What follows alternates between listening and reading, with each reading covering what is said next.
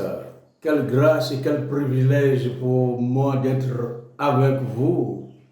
Et oui, ce n'est pas un effet de hasard que vous êtes tombé sur ce message.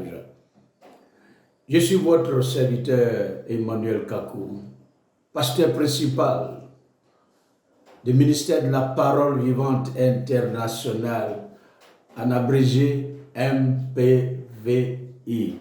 Shalom chez vous. Eh bien, dans cette vidéo, nous allons tirer sur la sonnette d'alarme. Nous allons tirer sur la sonnette d'alarme. Le danger que court le monde. Et le thème que nous allons développer, c'est les effets négatifs du faux évangile sur la vie de l'être humain. Je reprends. Les effets ou l'effet négatif du faux évangile sur la vie de l'être humain. C'est de ça qu'il va s'agir dans cette vidéo. Et nous allons démontrer combien de fois ceux qui disent adorer Dieu en esprit et en vérité sont à la vérité, à la croisée des chemins, qui ne savent plus à quel sens se vouer et qui sont remplis de problèmes d'ordre spirituel. Il y en a qui font des cauchemars, qui n'arrivent pas à dormir. Oui, il y en a qui n'ont pas de problème d'argent, ils ont l'argent, ils ont tout, mais au point de vue spirituel, psychologique, ils savent très bien que ça ne va pas. Ils vont de prophète en prophète, d'église à église. Ils tournent en rond sur le plan spirituel et rien ne va dans leur vie. Ils prennent des moments de gêne, ils vont de délivrance en délivrance à chaque période de l'année. Ils vont aller faire des retraites spirituelles. Faire des retraites spirituelles et rien ne va dans la vie. Alors, ce que nous allons essayer de démontrer dans ce message, ce sont les effets ou l'effet négatif du faux évangile. À la vérité, lorsque vous écoutez un faux évangile, c'est comme un malade qui va voir un docteur et le docteur lui prescrit des médicaments, il fait une prescription d'ordonnance, des médicaments qui ne sont pas conformes, qui sont incapables de guérir, mais au contraire, qui rend le malade sa maladie plus grave. C'est-à-dire, un patient va à l'hôpital, dans une clinique. Il peut être professeur de santé, il peut être médecin, il peut être spécialiste, peu importe. Mais, quand il s'agit maintenant de diagnostiquer la maladie et de faire des prescriptions médicales, c'est là que quelquefois, il y a problème. Et beaucoup de patients ont perdu la vie, beaucoup de personnes ont perdu la vie à cause de fausses prescriptions médicales. Je crois que par cette image, je peux me faire comprendre. Parce que il y a beaucoup de personnes qui se posent des questions, est-ce que vraiment Dieu existe? Parce que si Dieu existe, je fais tout ce qu'il me faut. Je jeûne, je prie, je vais à l'église, je donne ma dîme, je donne les offrandes. Quelquefois, même je suis à la disposition du serviteur de Dieu, de la servante de Dieu, des frères et sœurs en Christ. Je fais tout ce qu'il me faut, mais je tourne en rond. Alors je ne sais plus qu'est-ce qu'il faut faire. Je ne sais plus que faire. J'ai rencontré beaucoup de personnes. Et beaucoup de personnes sont venues me consulter. Oh, mais homme de Dieu, il y a problème, ça ne va pas. Je fais ceci, je fais cela. On me dit, il faut faire ceci, tu vas te marier. Il faut faire ceci, tu vas voyager. Il faut faire ceci, tu vas devenir ceci ou cela. Et rien, j'ai tout fait, rien ne marche. Dans cette vidéo, je fais encore la démonstration de pourquoi la plupart des gens ont des problèmes malgré qu'ils sont qui vivent dans la sanctification, qui vivent dans la pureté, qui sont sincères et honnêtes. Oui, je suis convaincu à 100% qu'il y a des hommes et des femmes, des jeunes filles qui vont à l'église, qui sont très sincères et honnêtes. Et cependant, malgré leur honnêteté et sincérité, ils tournent en rond. Alors, qu'est-ce qui va se passer? Chers bien-aimés, l'évangile, il s'agit de quoi l'évangile? Parce que tous ceux qui prêchent dans les églises disent qu'ils prêchent l'évangile. Tous ceux qui prêchent dans l'église, au coin des rues, dans les conférences, les séminaires, les veillées, disent je prêche l'évangile, je prêche la parole de Dieu. Mais il s'agit de quoi au juste? Et c'est ça que nous allons parler. Alors, l'apôtre Paul va toucher du doigt un problème que beaucoup de personnes ne font pas attention. Quand bien même on sait que c'est écrit dans la Bible, mais beaucoup de personnes ne font pas attention. Elles font la lecture, mais elles pensent que c'est du passé. Nous allons prendre notre premier texte dans Galates chapitre 1, verset 6 à 9. Galates chapitre 1, verset 6 à 9. Paul dit ceci: je m'étonne que vous vous détournez si promptement de celui qui vous a appelé par la grâce du Christ pour passer à un autre évangile. Dans le verset 6, l'apôtre dit ici: je m'étonne que vous vous détourniez si promptement, si rapidement, de façon précipitée, de celui qui vous a appelé par la grâce du Christ pour passer à un autre évangile. Autrement dit, Paul en train de dire ici, il y a un évangile qui est là. Il y a un évangile qui est là, mais vous vous êtes détourné de cet évangile qui est là pour passer à un autre évangile. Donc, il y a un qui est vrai et il y a un qui est faux. Il y a un qui est bon et il y a un qui est mauvais. Donc, si tu écoutes le mauvais évangile, alors, forcément, il va avoir un effet négatif, un impact négatif sur ta vie.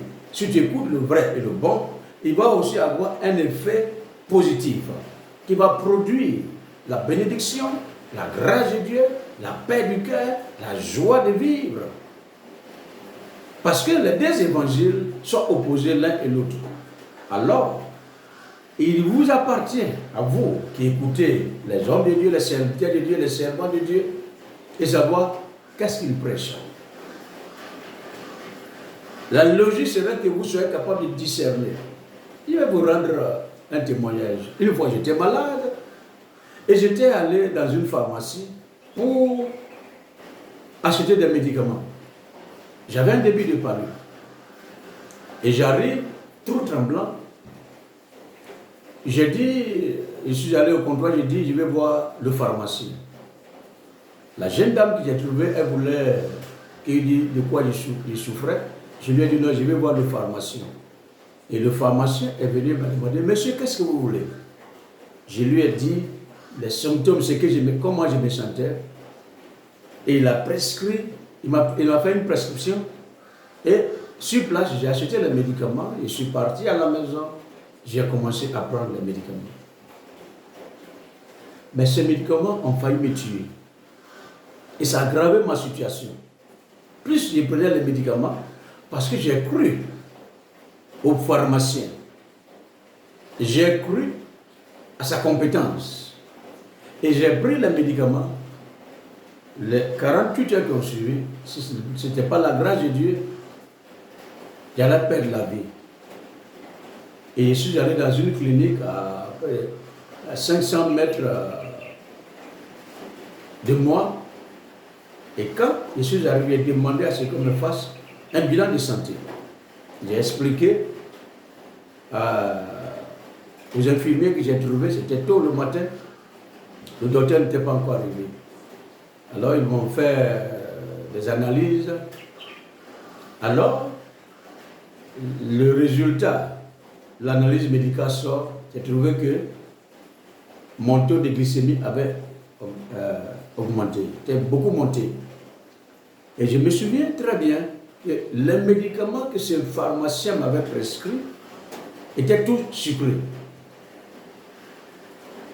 Et j'ai arrêté ces médicaments. Et l'autre docteur m'a prescrit d'autres médicaments. Vous voyez? Il a fait de bonne foi. Je suis sûr que ce pharmacien m'a prescrit ces médicaments de bonne foi. Parce qu'il voulait me guérir. Mais il a simplement choisi de mauvais médicaments ou des médicaments qui n'étaient pas compatibles à ma maladie ou à mon corps. C'est la même chose qu'il soit l'évangile.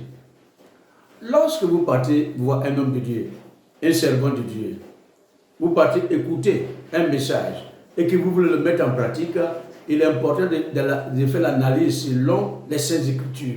Est-ce que ce que vous avez écouté, ce qu'on vous a dit, est la vérité? Parce que ce qui trompe beaucoup de personnes de cette génération, c'est un homme de Dieu qui a dit, donc c'est Dieu qui l'a inspiré. Dieu a ouvert ses yeux, Dieu a ouvert ses oreilles, Dieu a ouvert je ne sais quoi, alors il a été inspiré. Non, ce n'est pas toujours vrai. Ce n'est pas toujours vrai. Alors, ce que nous sommes en train de dire, Paul dit, je m'étonne que vous vous détournez si promptement de celui qui vous a appelé par la grâce de Christ pour passer à un autre évangile. Dans le verset 7, l'apôtre va démontrer quelque chose de grave. Prenez le temps pour lire Galates chapitre 1, verset 6 à 9. Dans le verset 7, il dit, non pas qu'il y ait un autre évangile. Autrement dit, il n'y a pas des évangiles. Il y a seulement un seul évangile. Un seul. Paul dit, non pas qu'il y ait un autre évangile, mais qu'il y a des gens qui vous troublent et qui veulent renverser l'évangile de Christ. Dans le verset 8, Paul continue de dire, mais quand nous-mêmes, quand un ange du ciel annoncerait un autre évangile que celui que nous avons prêché, qu'il soit anathème. Paul est en train de dire clairement, de façon compréhensive, dit dans le verset 7, non pas qu'il y ait un autre évangile, mais il y a des gens qui vous troublent et qui veulent renverser l'évangile de Christ.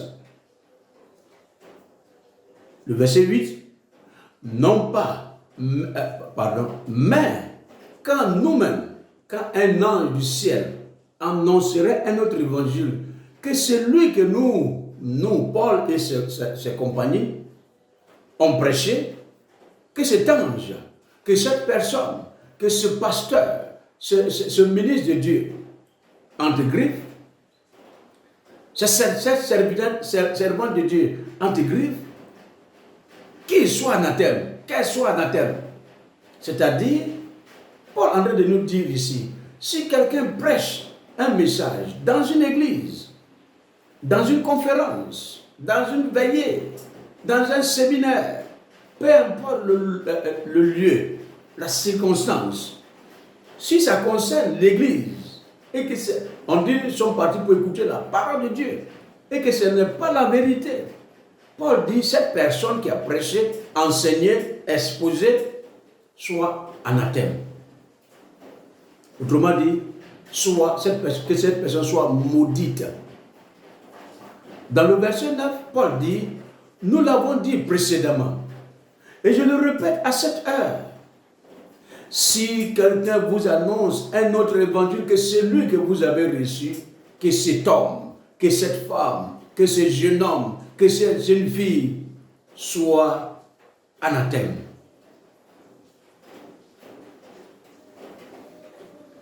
Bien-aimés, l'heure est grave. Le temps est venu où chacun doit prendre conscience de sa vie. Le fait que tu tournes en rond, quelquefois ça n'a rien à voir avec les sorciers, les malédictions ancestrales, mari de nuit, femme de nuit, tout ce qu'on vous dit. Je le dis et je le répète, quelquefois ça n'a rien à voir.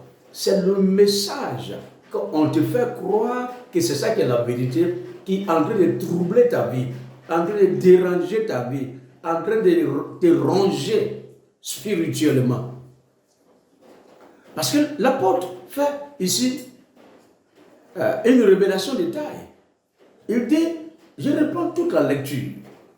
Galates chapitre 1, verset 6 à 9. Je m'étonne, autrement dit, Paul dit, je suis surpris, je suis dépassé, je suis étonné que vous vous détournez si promptement de celui qui vous a appelé par la grâce de Christ, vous passez à un autre évangile.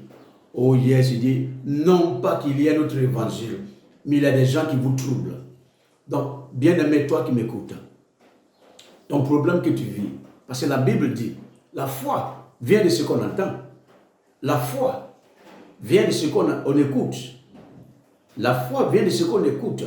Donc, ce que tu écoutes, ce que ton pasteur dit, ton apôtre, prophète, prophétesse, bishop, révérend, révérende, évangéliste, et j'en passe. Encore une fois de plus, je tire sur la sonnette d'alarme. Le temps est venu où chacun doit ouvrir ses oreilles pour écouter ce qu'on vous dit. Vous avez passé des moments de jeûne et prière, 3 jours à sec, 2 semaines, 21 jours, 40 jours, et les problèmes demeurent toujours. Vous avez pris des moments de jeûne, allez dans les camps de prière, dans les camps de prière, dans les veillées, allez dans d'autres pays pour aller voir les hommes de Dieu les plus renommés. Vous êtes toujours à la case départ. Vous devez vous poser des questions. Qu'est-ce qui ne va pas? Il est temps de vous poser des questions. Qu'est-ce qui ne va pas? Inutile d'accuser les sorciers. Inutile d'accuser vos parents. Dans toutes les familles, chers bien-aimés, laissez-moi vous dire, dans toutes les familles, il y a toujours un problème spirituel. Peu importe sa nationalité, sa renommée, la renommée de cette famille, la nationalité de cette famille, la composition de cette famille, dans toutes les familles sur cette planète Terre, il y a toujours un problème spirituel.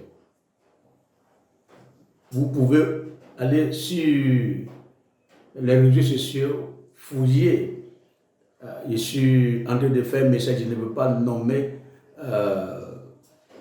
par pudeur, je ne veux pas nommer une famille, des familles mondialement connues, des morts précoces, des problèmes par-ci par-là, des suicides, et j'en passe. Donc je veux dire, dans toutes les familles, il y a toujours un problème fondamental qui peut être spirituel. Donc le fait que dans ta famille, il y a une maladie qui ronge tout le monde, vous mourrez, les gens meurent de même manière. À un certain âge, on ne dépasse pas cet âge, on meurt avant le temps. Dans la famille, tout le monde a presque les mêmes symptômes, des problèmes spirituels. Ça veut dire qu'il y a un problème. C'est pourquoi le Christ est venu sur la terre. Et nous allons voir dans d'autres vidéos pourquoi Christ est venu sur la terre. Parce que la vérité, ces vendeurs d'illusions vous font croire que c'est par leur ministère que vous pouvez réussir. Alors vous vous faites des gymnastiques à ne point finir. Chers bien-aimés, le temps est venu. Vous devez comprendre que votre vie dépend de votre décision. Parce que Job a dit, à tes résolutions répondra le succès. Quel évangile que tu écoutes? Quel message que tu écoutes?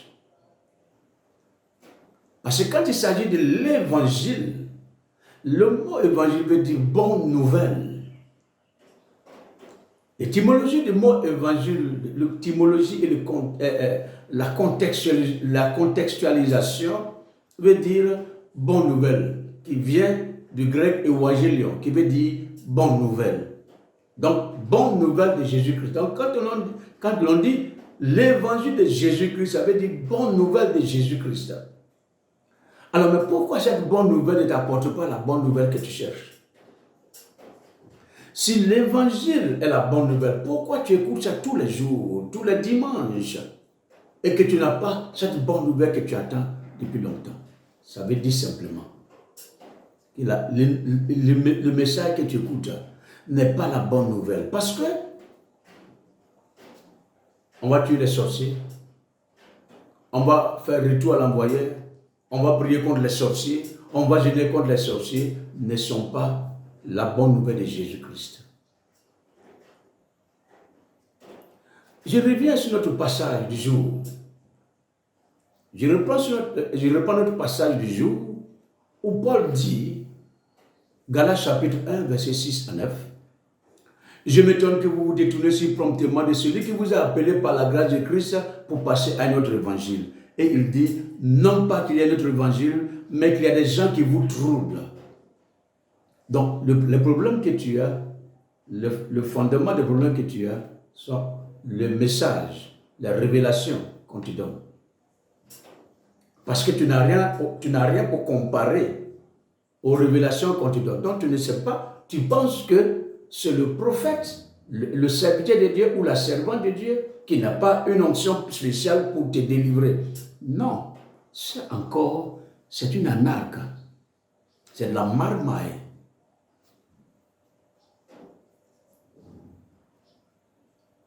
Le prophète pouvait dire, il envoya sa parole. Et sa parole nous guérit. Dans le verset 8, l'apôtre va dire quelque chose de grave. Et c'est ça que nous allons terminer. L'apôtre dit, mais quand nous-mêmes, quand un ange du ciel annoncerait un autre évangile, que celui que nous avons prêché, qu'il soit anathème. Donc, Paul est en train de dire ici de façon limpide. Si quelqu'un prêche un évangile qui n'est pas conforme à l'évangile de Christ, que cette personne, ce prophète, ce ministre, ce pasteur, cet apôtre, ce bishop, ce révérend, que cette personne soit maudite. Donc si cette personne est maudite, tous ceux qui écoutent son message tombent du coup sur la malédiction. Je reprends. Paul dit, mais quand nous-mêmes, quand un ange du ciel annoncerait un autre évangile, que celui que nous avons prêché, qu'il soit maudit.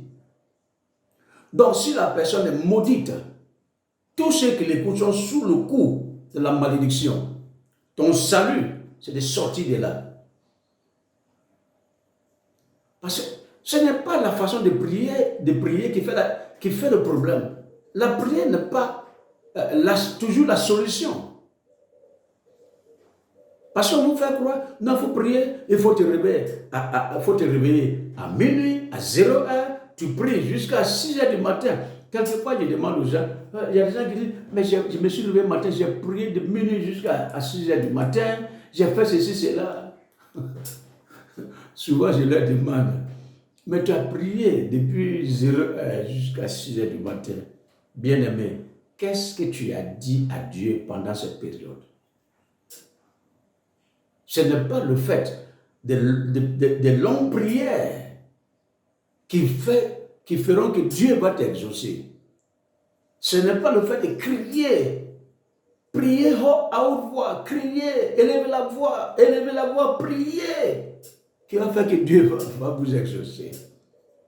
Et souvent on va croire que non, il faut prier fort, je ne vous reçois pas, priez fort. Comme ça Dieu va vous écouter. Dieu n'est pas sourd. Dieu n'est pas sourd. Jonas était dans le ventre de poisson. Il a prié, Dieu l'a exaucé. Le vrai problème, c'est que le message que tu écoutes, ou du moins, les messages que tu écoutes, te créent plus de problèmes. Comme l'expérience que j'ai vécue avec ce pharmacien. Et il m'a prescrit une ordonnance médicale. Ou alors, il m'a choisi des médicaments. Monsieur, sur la base de ce que vous m'avez dit, Parce qu'il m'a posé des questions et j'ai répondu. Effectivement, c'est ce que je ressentais. Mais quand j'ai pris les médicaments, sur la bonne foi de ces pharmaciens, les médicaments ont failli me tuer. Donc, au plan spirituel, j'ai un problème spirituel, j'ai tout en rond. J'ai un problème de foyer, j'ai un problème de travail, j'ai un problème d'argent, j'ai un problème de ceci, cela. Je vais voir un homme de Dieu, un servant de Dieu. Ah, mais ton problème, c'est pas grave. Tu vas prendre des moments de jeûne, tu vas prendre ce passage, tu vas prier, et puis ça va aller. Mais si ce n'est pas conforme,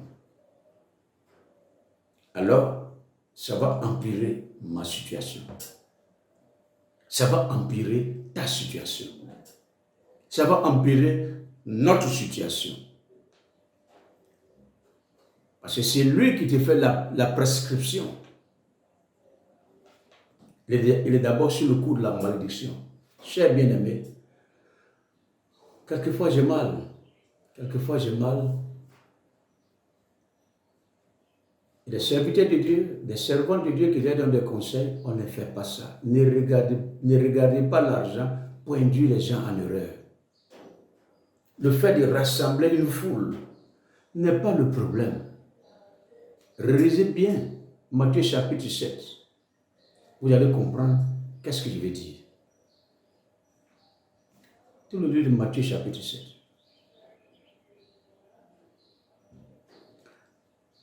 Quel évangile que tu prêches? Quel évangile que tu écoutes? Quel évangile que tu écoutes?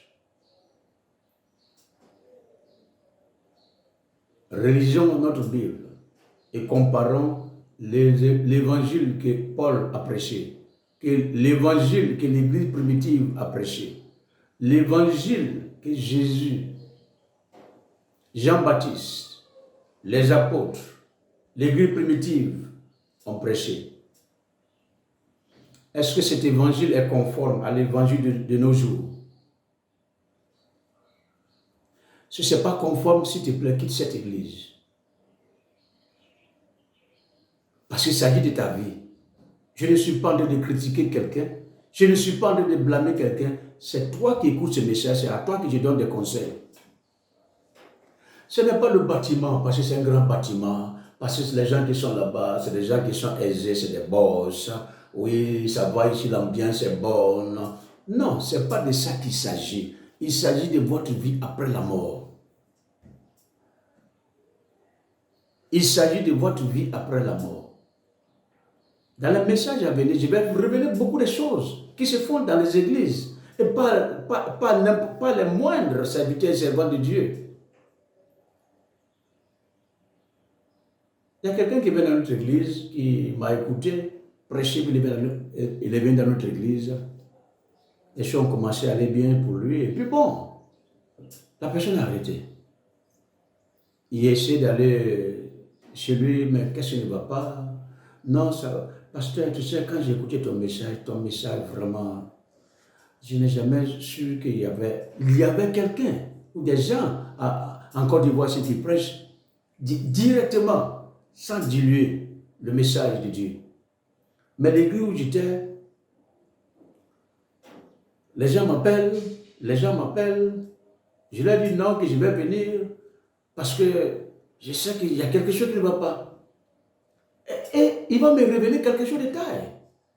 Et il me dit, toutes les fois que j'ai tenté de quitter cette église, tout s'écroule autour de moi.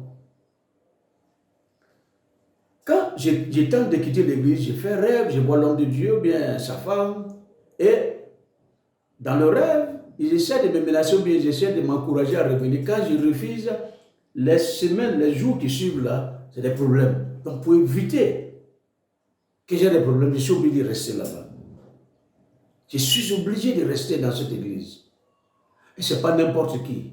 Je ne veux pas dire le nom dans cette vidéo, mais ce n'est pas n'importe qui. En Côte d'Ivoire ici. Quand il m'a dit c'est lui, j'ai compris. Donc, quelle est la décision que tu prends, homme de Dieu? Je vais aller petit à petit, un peu, pour que je sois effacé, comme ça je vais revenir. Je lui ai dit, ce n'est pas la solution. Ta vie est en danger. Ta vie est en danger. Pas que j'ai besoin de toi pour que tu viennes forcément dans mon église. Mais ce que tu as dit de me dire, c'est très grave. C'est comme si tu es parti, tu es un marabout, il t'a fait des médicaments, et puis chaque fois tu fais des cauchemars. Quand tu ne vas pas voir le marabout, tu as des cauchemars, tu as des problèmes, tu es obligé chaque fois d'aller revoir le marabout pour qu'il sait bien ce qu'il a fait. C'est la même chose. Moi, je n'ai pas voulu insister, puis je l'ai laissé dans sa position. Parce qu'il a peur. Tout ce qu'il pouvait faire, c'est de croire à l'évangile de la Bible, au vrai évangile pour que Dieu, parce que la parole de Jésus-Christ seulement suffit pour faire tous les miracles. Bien aimé, je voudrais terminer mon message du jour pour dire à toi qui as écouté ce message, s'il te plaît, partage ce message à ton entourage. Partage ce message à ton entourage. Il faut aimer notre page. Il faut aimer, il faut t'abonner à notre page. Il faut partager ce message pour que nous soyons des partenaires pour sauver des vies. Oui, c'est de ça qu'il s'agit. Mais avant de nous séparer, si j'ai un conseil à te donner, souviens-toi de ta vie après la mort. Si j'ai un conseil à te donner, souviens-toi, commence à réfléchir après la mort, où tu vas passer l'éternité. Ça se prépare maintenant. Après ta mort, les ripes, les pleurs, les compassions ne pourront pas changer la vie de Dieu. C'est pourquoi pense à ta vie après la mort. Et ça se prépare maintenant. Ah oui, maintenant. Que la grâce de Dieu sur toi, que la grâce de Dieu soit sur toi, que la paix de Dieu qui surpasse toute intelligence te localise et que tu écoutes le vrai évangile. Shalom chez vous. Bye bye. Vous avez été édifié par cet enseignement? Alors abonnez-vous sur nos comptes Facebook et YouTube pour en recevoir beaucoup plus. Que Dieu vous bénisse.